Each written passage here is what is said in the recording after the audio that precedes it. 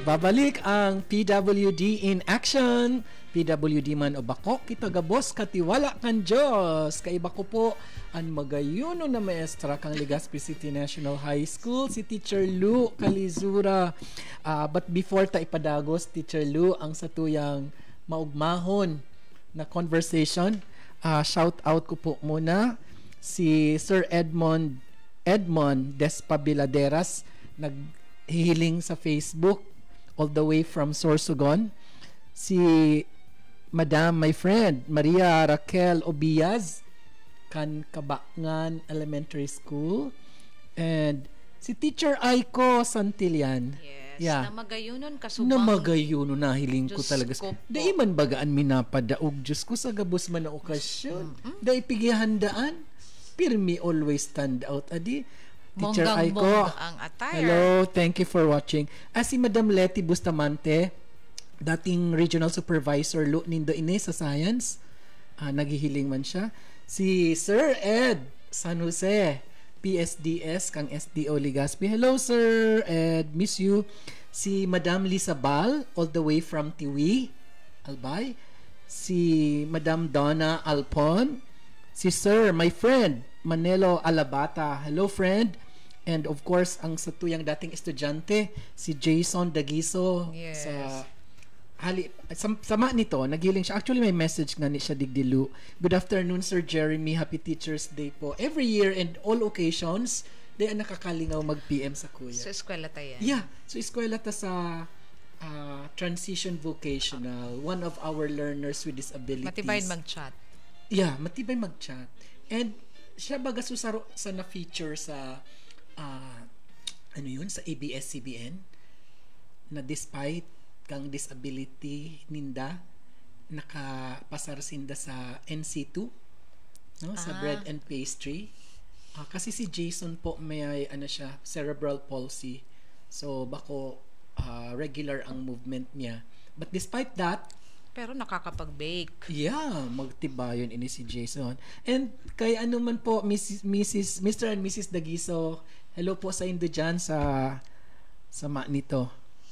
Sabi man pala ni Madam Eden Lana, ang head teacher sa Filipino. Good afternoon po, sir. And Lou, happy Teacher's Day. Imagine, ini nagpadaog.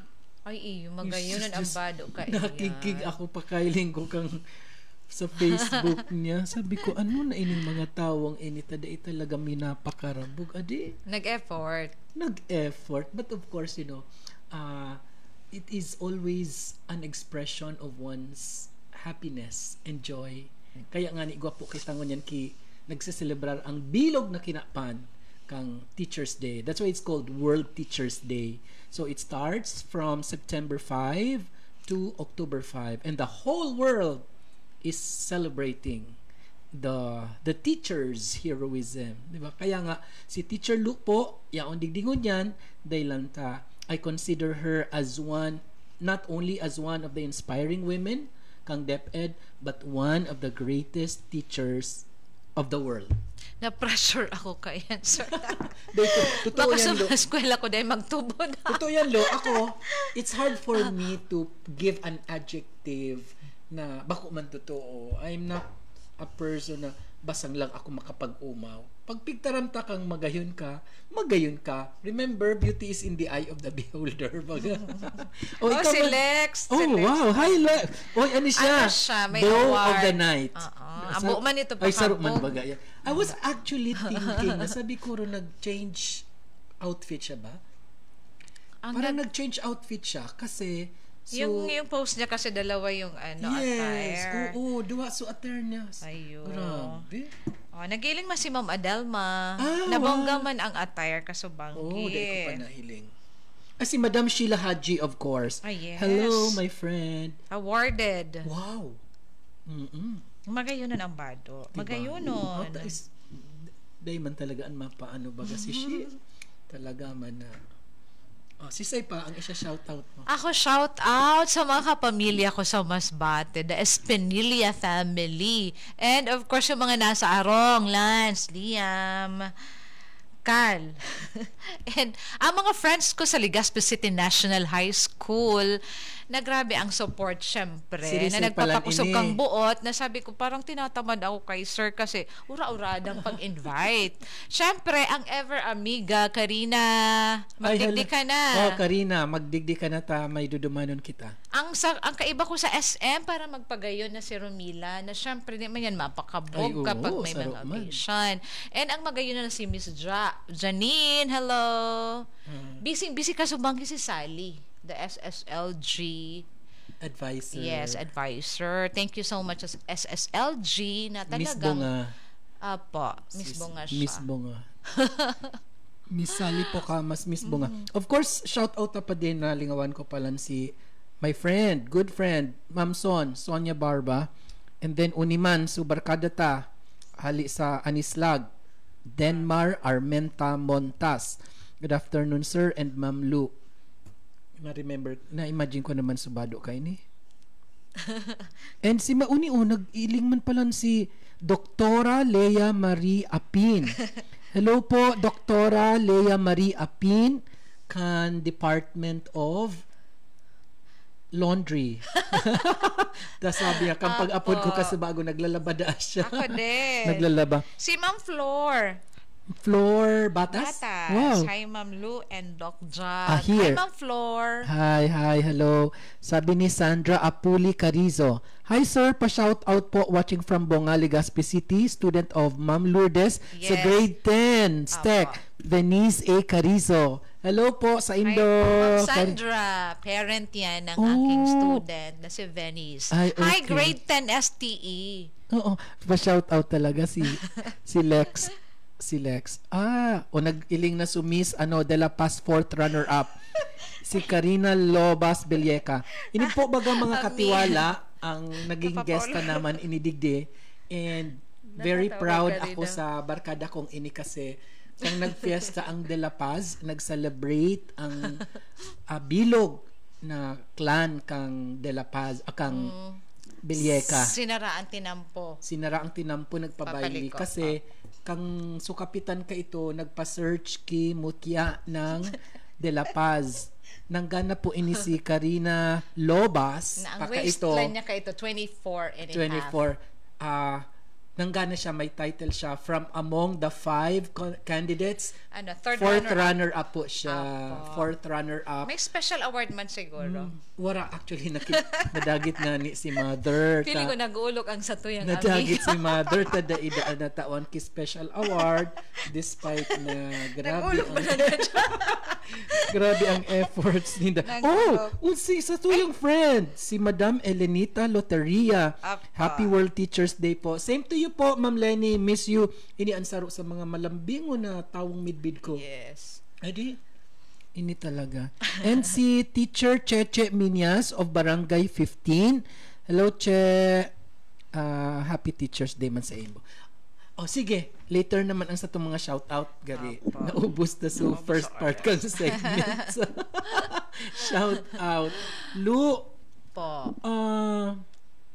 ano ang pinaka-challenge kay Luke sa imo? Ang pinaka-challenge ay kung paano ko iha-handle na igo akong duwang aki na nagkaklase pa ka ito, na igo akong trabaho na kaipuhan ko. Naural daw magtrabaho. So, and emotionally, paano ko iha-handle na mahampang akong pirang estudyante na syempre very challenging ang 45 or 50 students. Paano ko i-handle na bako ako mamundo or bako ako mukhang problemado sa hampang ninda? Paano ko sila mamomotivate na ako eto parang may burden ako na dinadara? Yun. Nung nasa hospital ako, paano ko i-manage ang trabaho ko na namumundo ako, nag-iibi ako.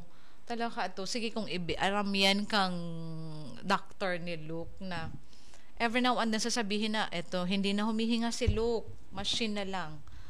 So, grabe, sige, minsan ang hibi. Nag-iibi kami. Paano malalampasan, paano kami matrabaho, paano malalagpasan ang financial matter, nakadakul ang gastusan, nagpapaklase pa kami kiduwang aki. fourth year si Lance, ma-review, ganun-ganun. So, dako na pag-iisip. Nakaipuhan mag-focus ka na dapat makapag-decide kang tama despite kaining mga araw kaining bagay. I'd like to give emphasis sa pigtara mong maka-decision kang tama. What do you mean by this? Na paano may mag-angong papatapuson ang aki mi na ma-review sa araw sa nasabi niya, mama, paano ako ma-review ako digdi o ma-review ako sa Cebu? Sabi ko, ay kakayanon mi iyan. Tapos sino ang ma-absent sa to? Sino si ama leave? Si amas dakul ang leave credits. Piguurunan mi yan. Paano kita mabayad ka ini? Paano kita mabakal kang bulong? So, paano mag-decide in terms kang lalo na ang financial, sir. Magastos. Tapos, paano i-manage na dai kami mawaran ki oras sa trabaho. Tapag nag-absent ka, pirmi ka nagpara-absent, siyempre, bawas sa sweldo. Mas added burden. Saka makasupog sa estudyante na baka din na masabutan si madam, perming wara. Oh, yes. Habo ko man magtuki arog ka na. Parang habo ko na, yan ang impression sa kuya kang mga aki. Gigibuhon mong rason, Opo, si Luke. Na si Madam Wara. Ginigibong rason. So, daiman po siguro yan na naisip kang mga estudyante. Kasi ako, I always say na witness ako. Well, of course, ang professional ethics mo ang sa imong talagang trabaho di man pagpababayaan despite kang iyan na journey mo kay Luke. Para po sa mga nagdadalang o naghihiling pa lang o nagdadangog pa lang sa radyo, ang istorya po ni Luke, ang aki ni Teacher Lu na nagkaigwaki encephalitis tapos which caused him to be bedridden and nawara gabos, nagbalik sa pagkaaki despite kang age niya. Ngunyan 14 years old na siya, trying bako na siya bedridden. Bako na bedridden and trying to walk but the direction. Kasi ang brain nag-shrink na ang brain niya. Tapos may mga parts na nag-collapse na. Oh my God. Based sa MRI result. So yun, imi aram kung hanggang noarin ang struggles na baka lifetime na sana makaya na mapagsabay-sabay kung ma-manage ang pag-alaga kang mga aki ko, na ma-manage ko kung paano ko makasubmit sa mga deadline sa school, makapag-prepare kang mga kaipuhan ko sa pagturo. Pero aram mo, with the journey sa challenges mo kay Luke, syempre apektado gabos trabaho mo, ang pamilya, naihiling ko na padabaon ka kan Diyos. Aram mo, number 1, pinagraduar si Lance. Opo. A licensed engineer and now a master plumber. In short, nakakatabang. Opo, na nababalanse ang mga negative emotion. Maog makanarog kay ng aki mo arog na kaiyan despite kay ni na daiman sila nagigibo ki another way para magtao pa sa mong burden. Mga usual na mga slight lang na mga mistakes. Pero sa talagang ngayon magpasaway, magbulakbol, wala man. Very responsible man ba? Tapos siguro tinatawan man kami kang mahal na Diyos kusog kibuot na maugma man giraray ang buhay maski may kadibisilan. Yun na nga kasi naging bahagi na, naging way of life. I will keep on ito nga i-share ko, sabi ko last time stress ako, natanggal yung NGT, na-stress talaga ako kasi kailangan niya uminom ng gamot, pero ang ganda ng mga nangyari. Kahit wala kaming nabibiling NGT kasi nandun sila, pinapabili ko, wala kaming nabibili, pero nagkaroon siya. Nakahanap si Lance. And then, ang bait ng doctor sa amin, nilibre pa siya. So, may mga ganun. May mga tao kang mai-encounter na hindi mo kaano-ano.